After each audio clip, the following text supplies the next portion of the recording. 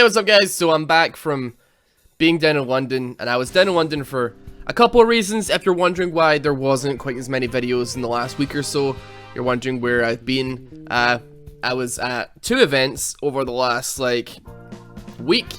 I did make videos for being away, but you know, at the time I made them, very stressed, very sleep deprived. I kind of just, you know, fired them out. And I was like, when I was down south, when I was like looking at these videos, it was already too late to change it, by the way. Couldn't do anything about it, but I was like, these are kind of terrible. So I decided not to release half of them. So there was like a couple of, maybe like 4 days where I didn't post. I'm sure the YouTube algorithm's gonna love that, but I'm back nonetheless. But yeah, I went down south for 2 things. First of all was like Comic-Con, which, you know, I met quite a few of you guys down there. If I did meet you, hi, how you doing? It was very fun. Nice to see some familiar faces as well. There's a young Asian boy who calls me daddy now. You know who you are if you're watching. But yeah, the other reason I went down south was because Riot, they asked me down to this thing for Clash, which got cancelled, funnily enough. So that was kind of funny.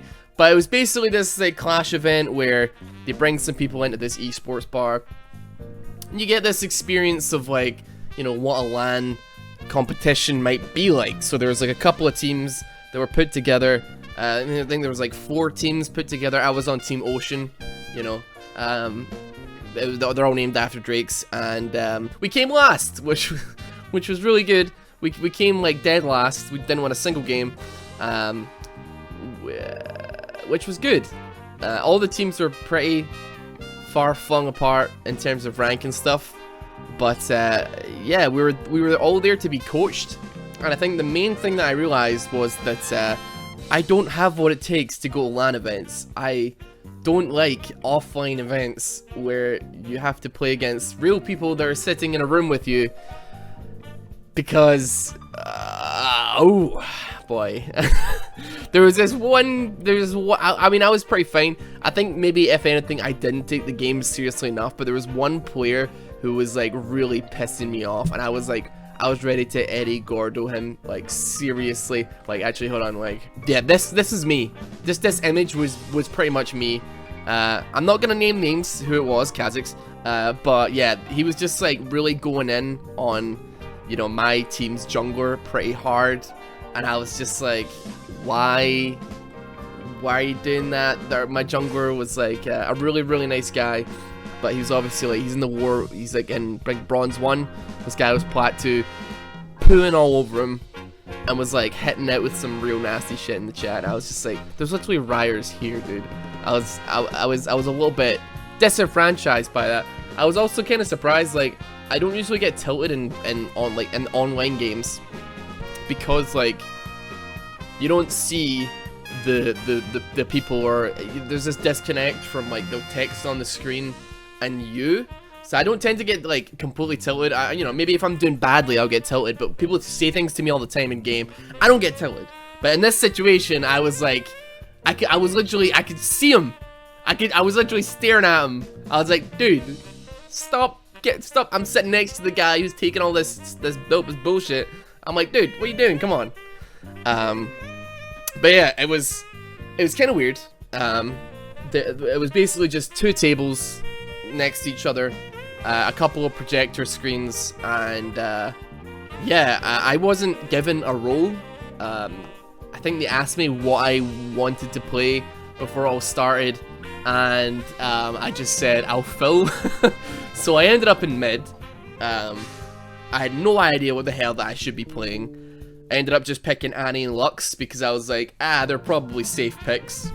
It's very bizarre. Usually I kind of just do my own thing in games, or, you know, maybe I will work towards the team or whatnot, but like when you're in that kind of environment, I had no idea what I was doing.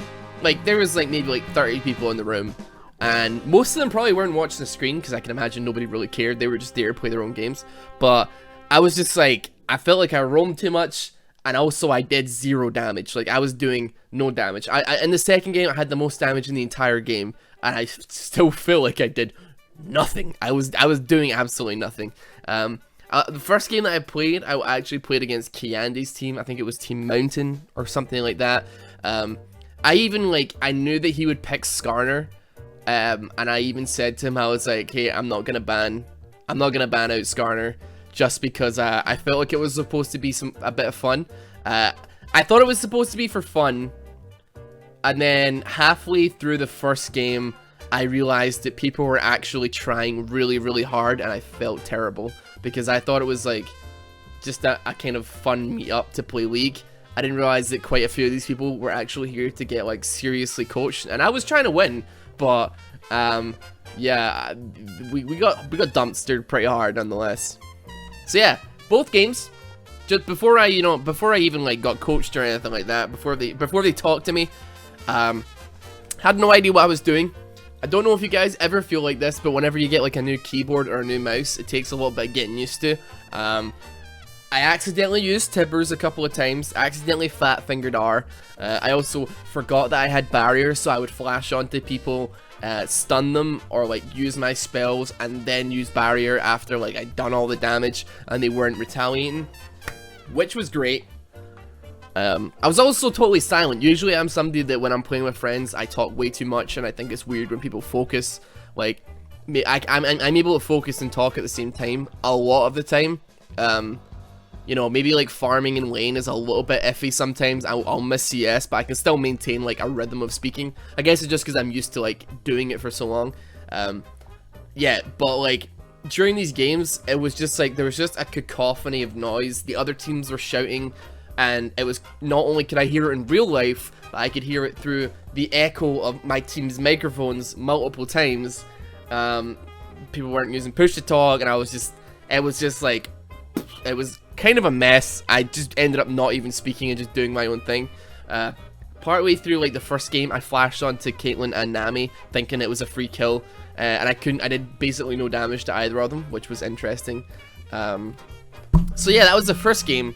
So after the first game, I'm like, okay, we got pretty dumpstered, we got destroyed pretty hard.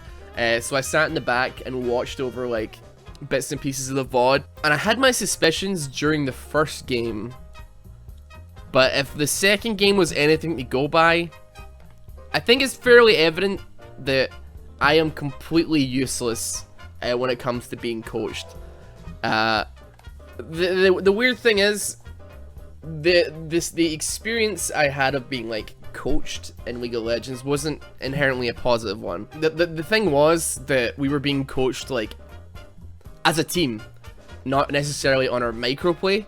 And I was under the impression that people were going to learn how to, you know, individually manage their skills, and like I thought it would be like a workshop for like, hey, you may want to practice CSing, or you may want to do this or that. But in all actuality, it was more kind of like, you guys should have drafted a better team comp kind of thing, which was weird, because we never met, and the range of elo was very, very different. So I think I was like the highest elo on the team, or joint highest elo. So it was me and I think the support were plat 5, I believe.